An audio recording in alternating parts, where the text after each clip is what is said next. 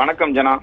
சேலம் பெரியார் பல்கலைக்கழகத்தின் துணைவேந்தராக இருப்பவர் ஜெகநாதன். இவர் பெரியார் பல்கலைக்கழகத்தில் பூட்டர் பவுண்டேஷன் என்ற நிறுவனத்தை தொடங்கி பல்வேறு முறைகேட்டில் ஈடுபட்டதாக அவர் மீது 8 பிரிவுகளின் கீழ் வழக்கு பதிவு செய்யப்பட்டு கைது செய்யப்பட்டார்.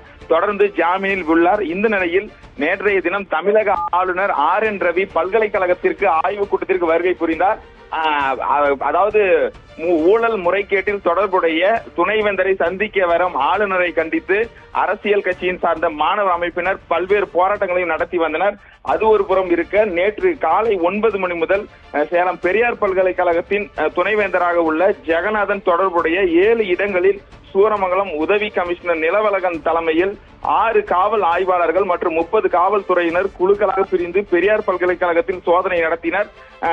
அதன் பிறகு 12 மணி அளவில் தமிழக ஆளுநர் பெரியார் பல்கலைக்கழகத்திற்கு வருவதையொட்டி சோதனையானது சிறிது நேரம் நிறுத்தப்பட்டது.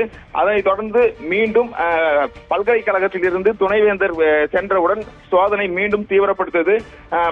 பல்கலைக்கழகத்தில் 6 குழுக்களாக பிரிந்து துணைவேந்தர் அலுவலகம், திட்டம் மற்றும் வளர்ச்சி நிர்வாக அலுவலகம், மாணவர் வசதி மையம், கணினித்துறை அலுவலகம், தமிழ் துறை அலுவலகம், ஆவணங்கள் பாதுகாக்கும் அலுவலகம், மத்திய அரசின் கீழ் இயங்கும் தீனதயாள் யோஜனா கிராமன் கௌசல்யா அலுவலகம் உள்ளிட்ட 7 இடங்களில் சோதனை நடத்தினர். இந்த சோதனையானது மாலை மீண்டும் தொடங்கி இரவு 12 மணி வரை கிட்டத்தட்ட 15 மணி நேரமானது சோதனை தொடர்ந்து நடைபெற்றது.